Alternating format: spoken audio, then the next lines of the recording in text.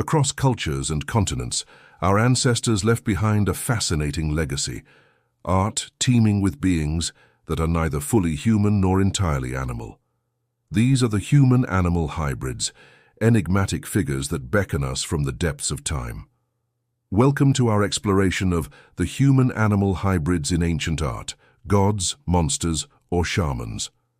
Today we delve into the world of therianthropy, the mythological ability of humans to metamorphose into other animals, a concept that has captivated the human imagination for millennia. From the sun-baked sands of Egypt to the shadowy caves of Paleolithic Europe, these hybrid forms are a recurring motif, a silent testament to ancient beliefs and a profound connection with the natural world. Our journey begins in ancient Egypt, a civilization renowned for its elaborate mythology and iconic art. Here, gods and goddesses frequently appeared with human bodies and animal heads, a striking visual representation of their powers and attributes.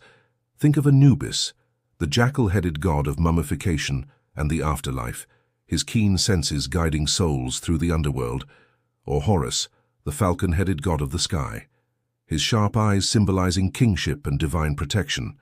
Ra, the supreme sun god, often bore the head of a falcon crowned with a sun disk. Sekhmet, the fierce lioness-headed goddess, embodied plague and healing, war and protection. These weren't mere cartoons, they were potent symbols, each animal attribute carefully chosen to convey the deity's specific domain and character.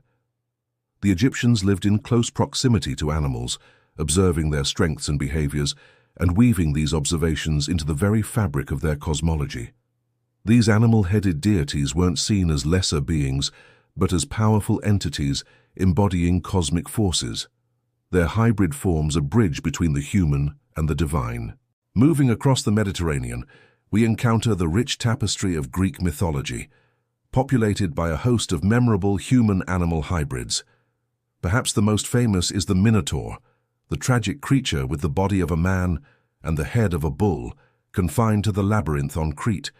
He was a symbol of bestial rage and divine punishment, a monstrous consequence of human hubris. Then there are the centaurs, wild beings with the upper body of a human and the lower body of a horse. They often represented the struggle between civilization and barbarism, wisdom and untamed instinct. While some, like Chiron, were revered for their wisdom and healing abilities, many were depicted as unruly and prone to violence. Sphinxes, with the body of a lion, the wings of a bird, and the head of a woman, posed riddles and guarded sacred places, embodying mystery and knowledge. Sirens, initially depicted as bird women, lured sailors to their doom with their enchanting songs, representing dangerous temptation. These Greek hybrids often explored the complexities of human nature, the internal conflict between our rational minds and our more primal urges. They were characters in epic tales, cautionary figures, and explorations of what it means to be human. But the roots of therianthropy in art stretch back even further, into the depths of prehistory. Journey with us to the dimly lit sacred spaces of Paleolithic caves, such as Lascaux and Chauvet in France, or Altamira in Spain. Here, tens of thousands of years ago, our ancestors painted breathtaking murals of the animal world. And among these depictions of bison, horses, and deer, we find something even more intriguing, figures that are part human, part animal. One of the most famous examples is the Sorcerer, from the cave of the Trois Frères in France. This enigmatic figure, engraved and painted deep within the cave, appears to have the antlers of a stag, the eyes of an owl, the beard of a man, the tail of a wolf or horse, and human-like legs and feet, seemingly engaged in a dance or ritual. Similar figures, sometimes called shamans or spirit masters, appear in other caves. Are these depictions of hunters in animal disguise? Are they representations of mythological beings, ancient gods of the hunt? Or, as many scholars believe, are they images of shamans, spiritual leaders who were thought to traverse the boundaries between the human and animal worlds, mediating between their community and the spirits of nature? So, what did these human-animal hybrids truly represent to the people who created them? The interpretations are as varied as the cultures themselves. In many cases, they were undoubtedly deities. The animal attributes emphasize the god's power over certain aspects of nature or human life. The ferocity of a lion, the soaring vision of a falcon, the virility of a bull. These were all potent symbols of divine capability. In other contexts, they were spirits of nature, embodiments of the life force that flowed through all living things. Ancient peoples often held an animistic worldview, believing that animals, plants, and even rocks possessed spirits. Hybrid figures could represent the masters of these spirits, or the spirits themselves taking on a form that was relatable, yet awe-inspiring to humans. And of course some were mythological beings, characters in the grand narratives that explained the origins of the world, the laws of nature, and the place of humanity within the cosmos. These stories, passed down through generations, often featured hybrid creatures as protagonists, antagonists, or crucial intermediaries. The shamanistic interpretation is particularly compelling, especially for the older Paleolithic art. Shamans, in many traditional cultures, are individuals believed to have the ability to enter altered states of consciousness, to journey to the spirit world, and to communicate with or even transform into animals. These transformations were often undertaken for healing, divination, or to ensure a successful hunt. The cave paintings, therefore, could be records of these shamanic rituals, teaching tools, or aids to induce the trance state itself. The act of depicting these transformations might have been a way to harness animal powers or to honor the vital connection between humans and the animals they depended on for survival. Regardless of the specific interpretation, one thing is clear. These depictions reflect ancient peoples' deep and intimate connection with the animal world. In societies that lived by hunting, herding, or early agriculture, animals were not just a source of food and materials. They were companions, competitors, symbols of power and sacred beings.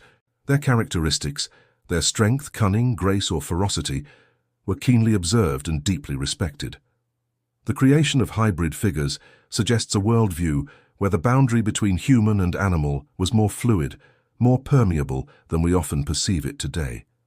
These beings embodied a sense of kinship with nature, an understanding that humans were part of, not separate from, the wider web of life. Furthermore, these artistic expressions were profound attempts to understand human nature and our place in the cosmos. By blending human and animal forms, ancient artists explored the multifaceted aspects of existence. They grappled with the animalistic instincts within humans, the divine potential, and the mysteries of life, death, and transformation. These hybrids could represent the integration of different aspects of the self, or the aspiration to transcend ordinary human limitations by taking on the revered qualities of animals. They were, in essence, a visual language for complex philosophical and spiritual ideas. Exploring these primitive artistic expressions, as they are sometimes unfortunately labeled, offers invaluable insights into ancient belief systems and psychology. They reveal a richness and complexity of thought that can challenge our modern assumptions about the past. These weren't crude doodles, they were sophisticated symbolic systems, packed with meaning and purpose. They show us how our ancestors made sense of their world, how they conceptualized the sacred, and how they understood their own consciousness. Moreover, these ancient hybrids continue to resonate with us today. They speak to something deep within our collective unconscious, our enduring fascination with the animal kingdom and the mysteries of transformation. They remind us of a time when humanity's relationship with nature was perhaps more integrated, more reverent. In an age of ecological crisis and detachment from the natural world, these ancient figures can serve as a powerful reminder of our interconnectedness with all living things and the importance of respecting the delicate balance of our planet. So were they gods, monsters, or shamans? The answer most likely is all of the above, and more. The human-animal hybrids of ancient art are a testament to the boundless creativity of the human spirit and our timeless quest for meaning. They are windows into the souls of our ancestors, reflecting their fears, their hopes, their reverence for nature, and their profound understanding of the intricate dance between humanity and the animal world. These enigmatic figures continue to challenge us, to inspire us, and to remind us of the enduring power of myth and art to capture the essence of what it means to be human in all its varied and wondrous forms. Thank you for joining us on this journey into the fascinating world of ancient human-animal hybrids. What do these figures mean to you? Share your thoughts in the comments below.